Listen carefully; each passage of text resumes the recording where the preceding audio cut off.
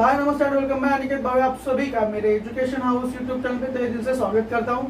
तो आज के वीडियो में हम देखने वाले स्टैंडर्ड 8 का 16 चैप्टर रिफ्लेक्शन ऑफ लाइट। तो अभी रिफ्लेक्शन ऑफ लाइट देखने से पहले हम समझ के लेते हैं कि लाइट क्या होती है। Light is a type of electromagnetic radiation that allows human eye to see और मेक्स ऑब्जेक्ट विजिबल। इसका मीनिंग क्या है?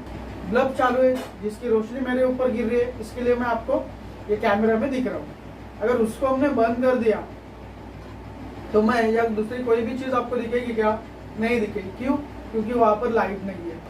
या फिर अगर आपको किसी भी अंधेरे कमरे में छोड़ दिया जहाँ पर इतनी सी भी लाइट नहीं है, मतलब थोड़ी सी भी लाइट नहीं है, तो आपको वहां पर क्या दिखने वाला है? क्या नहीं दिखने वाला है। तो हमें कौन सी भी चीज देखने के लिए क्या होता है? लाइट की जरूरत होती है। तो अभी हमने डेफिनेशन में क्या होता है? लाइट क्या है? लाइट एक इलेक्ट्रोमैग्नेटिक वेव्स या फिर आप रेडिएशन बोल सकते हो। वो लाइट है जो कि ह्यूमन आई को कौन सी भी ऑब्जेक्ट दिखने में हेल्प करती है। उसके बाद में सबसे बड़ी चीज, लाइट रेस जो भी होता है वो लाइट रेस क्या करता है? एकदम सीधी लाइन में ट्रैवल होता है, मतलब एकदम स्ट्रेट लाइन में वो ट्रैवल होता है। जहां पर भी वो गिरेगा उधर से वो स्ट्रेट लाइन में ट्रैवल होगा। थर्ड पॉइंट लाइट के बारे में, light is faster than sound. इसका मीनिंग क्या है कि लाइट साउंड से भी फास्टर स्पीड से ट्रैवल करती है। लाइट का जो स्पीड होता है ट्रैवल करने का वो होता है 3 × 10⁸ मीटर पर सेकेंड। आप देख सकते हो अभी मतलब जब बारिश का मौसम रहता है तब क्या होता है? थंडर स्ट्राइक होता है। तो वो थंडर स्ट्राइक में क्या होता है? पहले हमें क्या दिखती है? लाइट दिखती है, मतलब जो बिजली रहती है वो पहले हमें दिखती है और बाद में हमें साउंड आता है। जब भी दो या फिर उससे ज्यादा जो बादल होते हैं वो आपस में टकराते हैं तो हमें पहले क्या सुनाई देता है? साउंड, जो कि गलत बात है। हमें पहले क्या दिखता है? हमें पहले दिखता है लाइट, और उसके बाद में हमें क्या सुनने के लिए मिलता है? वो होता है साउंड। ठीक है, तो ये बात आप ध्यान में रख लीजिए कि साउंड से भी तेज लाइट ट्रैवल करती है और लाइट का ट्रैवलिंग का स्पीड है 3 × 10⁸ मीटर पर सेकेंड। मतलब एक सेकेंड में वो कितना ट्रैवल करते हैं? 3 × 10⁸ मीटर। तो ये बात आप ध्यान में रख लीजिए। मतलब 10 का जो फर्स्ट पावर होता है वो होता है 10, 10 का सेकेंड पावर होता है 100, 10 का थर्ड पावर होता है 1000, 10 का फोर्थ पावर होता है 10,000, बाद में 5 होगा 1 लाख, 6 होगा 10 लाख, 7 होगा 1 करोड़ और 8 होगा 10 करोड़। तो इतनी तेजी से, मतलब एक सेकेंड में लाइट कितना डिस्टेंस ट्रेवल करती है? 30 करोड़ मीटर्स का डिस्टेंस एक सेकेंड में लाइट ट्रेवल। जब तक आपने आंखें ऐसा बंद करके ओपन कर दो तब तक लाइट इतना डिस्टेंस ट्रेवल कर लेती है, ऐसा आप बोल सकते हैं। और जो लाइट की जो वेवलेंथ रहती है, मतलब 380 नैनोमीटर्स टू 780 नैनोमीटर्स, ये पर्टिकुलर रेंज के बीच में जो भी लाइट के रेज होंगे वो ह्यूमन आई को दिखते हैं। इसके थोड़ा भी कम होगा या फिर थोड़ा भी ज्यादा होगा, मतलब 380 से थोड़ा भी कम होगा और 780 से थोड़ा भी ज्यादा होगा वो लाइट रेज, तो वो लाइट रेज ह्यूमन आई को नहीं दिखती है। ये बात भी आप ध्यान में फीड कर लीजिए ताकि आगे भी आपको अगर किसी ने पूछ लिया तो आपको इसका आंसर देने में बहुत ईजी जाएगा। और सबसे इम्पोर्टेंट बात, लाइट की जो वेव होती है उसको ट्रैवल करने के लिए किसी भी मीडियम की जरूरत नहीं है। ये बात आप ध्यान में बिठा लीजिए। नहीं तो देखिए, नहीं तो सन से जो भी लाइट रेज बाहर निकलती है वो हमारी धरती तक आती है, मतलब अर्थ तक आती है। तो अर्थ के एटमोस्फियर के बाहर कोई भी एनवायरमेंट है क्या? नहीं है। कोई भी, मतलब वहां पर कोई भी एयर है या फिर कोई भी डस्ट पार्टिकल है, ऐसा कुछ है क्या? वहां पर नहीं है। तभी भी लाइट सन से लेकर हमारे अर्थ तक आ जाती है। तो वो कैसे आ जाती है? Without environment. तो ये बात भी आप ध्यान में रख लीजिए। तो अभी ये हो गया लाइट के बारे में। अभी हम देखते हैं रिफ्लेक्शन क्या है करके। लाइट तो हमने देख लिया, अभी देखते हैं रिफ्लेक्शन।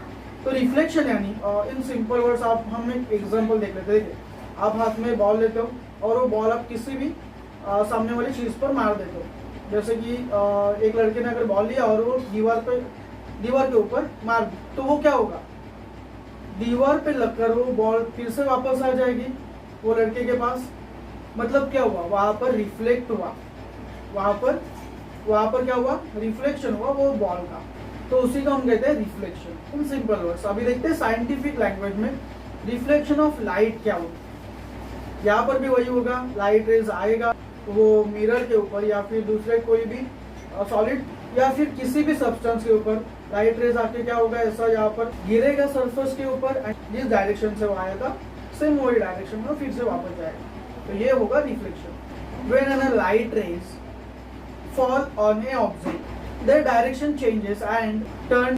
अभी इसका मीनिंग क्या है कि देखिए आप क्या करते हो नॉर्मली, जब आप बचपन में थे, मतलब आप जब छोटे थे तब आप क्या करते थे, सूरज से जो भी लाइट रेज आती थी आप उसको एक मिरर पे कैचअप कर लेते थे और उधर से क्या होता था, वो लाइट रेज रिफ्लेक्ट होके हमारे आंख में तो कीड़े रहते ही रहते बचपन में, तो हम क्या करते, वो किसी ना किसी के तो मुंह पे मार देते, बराबर। तो वहां पर भी सेम हुआ, लाइट रेज आ गई, लाइट रेज आके वो मिरर पे लग गई और मिरर से वो क्या हुआ, फिर से रिवर्ट बैक हुआ। बाद में हमने क्या किया, उसको जिस किसी के भी मुंह पे मारना था उसके मुंह पे हमने उसको मार दिया, तो इसी को रिफ्लेक्शन ऑफ लाइट। ये था एक एग्जांपल, ऐसे बहुत सारे एग्जांपल्स है रिफ्लेक्शन ऑफ लाइट के। अब जब भी देखिए, अभी हम देखते हैं कि साइंटिफिक लैंग्वेज में जो भी लाइट रेज आता है, मतलब इनकमिंग लाइट रेज जो होती है और आउटगोइंग लाइट रेज जो रहते हैं, मतलब इन शॉर्ट रिफ्लेक्टेड रेज जो रहता है जो वापिस जाता है, तो उसको हम साइंटिफिक लैंग्वेज में क्या कहेंगे और उसको हम कैसे डिनोट करेंगे, या अभी हम पहले देख लेते हैं। तो देखिए अभी आपको इमेज में दिखाई दे रहा होगा कि एक हॉरिजॉन्टल प्लेस है, एक हॉरिजॉन्टल सरफेस है। वो सरफेस यानी क्या है, मिरर हम लेते हैं, क्योंकि मिरर के ऊपर नॉर्मली तो हमें भी पता है कि लाइट जल्दी से मतलब रिफ्लेक्ट हो जाती है, जो कि आप बचपन से करते आए हो, तो उसकी वजह से हम मिरर का एग्जांपल ले लेते हैं। मिरर ले लिया, मिरर जो लाइट रेज आती है उसको हम कहेंगे इंसिडेंट रे। देख लीजिए आपको दिखाई दे रहा होगा इंसिडेंट रे करके, और वो इंसिडेंट रे को हम डिनोट करते हैं स्मॉल आई से, स्मॉल आई यानी इंसिडेंट रे। उसके बाद में जहां पर वो लाइट रेज गिरती है वो पॉइंट को हम नाम देंगे एन। एन यानी क्या, नॉर्मल समझ लीजिए। वो पॉइंट से आपको एक बीच में लाइन दिखाई दे रही होगी, उसको हम बोलेंगे नॉर्मल। ये जो नॉर्मल रहता है वो डिवाइडर का काम कर लेता है, नॉर्मल एक ऐसे ध्यान में रख सकते हो। और उसके बाद में जहां से वो लाइट रिफ्लेक्ट हो रही है, जिस पॉइंट से वो लाइट रिफ्लेक्ट हो रही है उसको हम कहेंगे रिफ्लेक्टेड रे, या फिर आप उसको डिनोट कर सकते हो आर से, स्मॉल आर। ठीक है, अभी इतना बात तो आपको समझ में आया। हमारे पास चार चीजें, एक तो मिरर जिसके ऊपर लाइट गिरने वाली है, दूसरा हमारे पास चीज है इंसिडेंट रे जिसको हम बोलेंगे आई, तीसरा हमारे पास है नॉर्मल जिसको हमने एन करके नाम दिया है, और चौथा हमारे पास है रिफ्लेक्टेड रे जो कि वो मिरर से रिफ्लेक्ट होके फिर से बाउंस बैक होगा, मतलब फिर से पीछे जाएगा। तो ये चार चीजें हमारे पास थी। अभी यहाँ पर दो और चीजें आ जाती है, वो रहते हैं incident angle and reflected angle. तो नॉर्मल सी बात है, जो भी इंसिडेंट रे ने नॉर्मल के साथ एंगल क्रिएट किया होगा, एंगल बनाया होगा, जो कोण बनाता है उसको हम नाम देंगे आई, मतलब एंगल आई।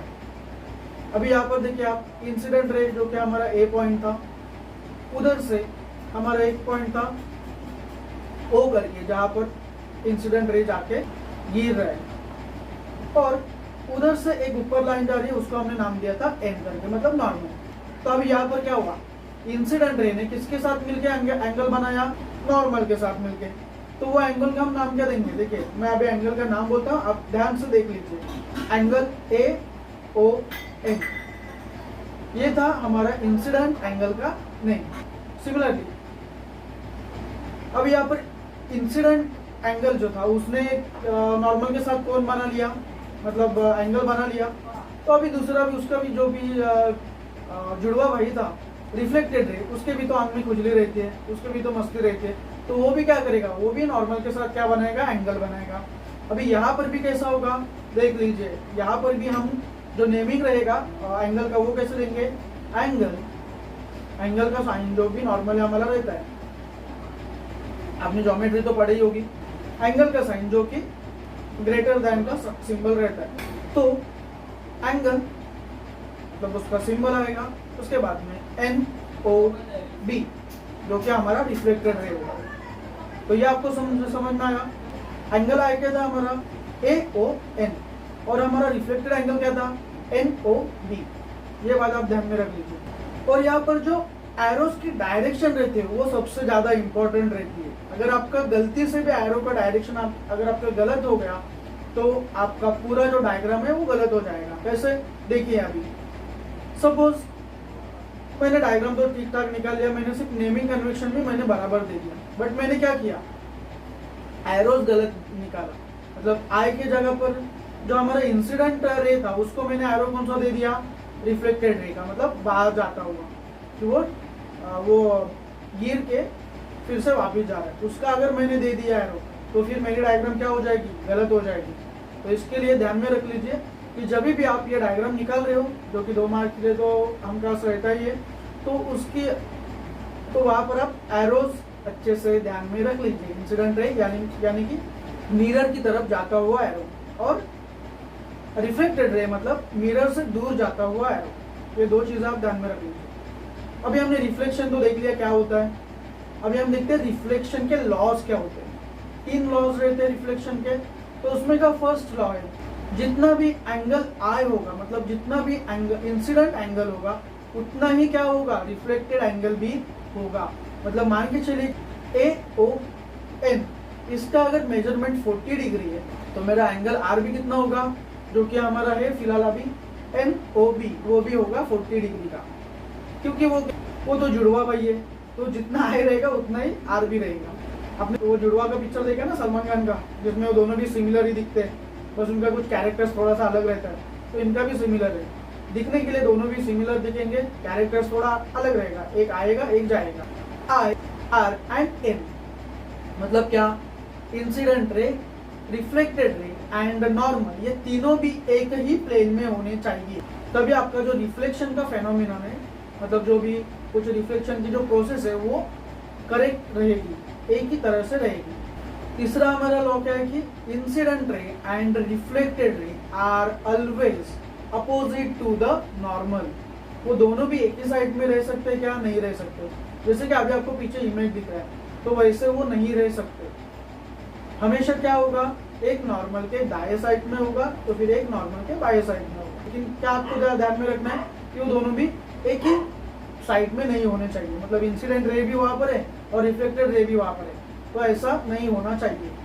ये तीनों को हम बोलेंगे लॉज ऑफ रिफ्लेक्शन। एक बार फिर से हम ये लॉज को रिकॉल कर लेते। देखिए हमारा फर्स्ट लॉ क्या था, फर्स्ट लॉ था हमारा जितना भी हमारा इंसिडेंट एंगल होगा उतना ही हमारा क्या होगा, रिफ्लेक्टेड एंगल। ये था हमारा फर्स्ट लॉ। सेकेंड लॉ क्या था हमारा, incident ray, reflected ray and normal, ये तीनों भी कैसे होना चाहिए, एक ही प्लेन पे होने चाहिए। मतलब एक ही, अगर आपने मिरर लिया है तो वो तीनों भी एक ही मिरर के ऊपर होने चाहिए। तीसरा हमारा लॉ था कि इंसिडेंट रे एंड रिफ्लेक्टेड रे ये दोनों भी नॉर्मल के अपोजिट पार्ट्स में रहेंगे, या फिर नॉर्मल के अपोजिट टू नॉर्मल रहेंगे। आई होप आपको समझ में आया होगा। अगर ये चैप्टर आपको नहीं समझा होगा तो आप कमेंट बॉक्स में, या फिर आपको जो स्क्रीन पर अभी पट्टी दिख रही है जहाँ पर आपको इंस्टा आईडी या फिर FB आईडी या फिर व्हाट्सअप नंबर दिख रहा है, आप वहाँ पर आपका जो भी डाउट्स रहेगा वो आप डाल सकते हो, मैं उसका जल्द से जल्द आपको रिप्लाई कर दूंगा।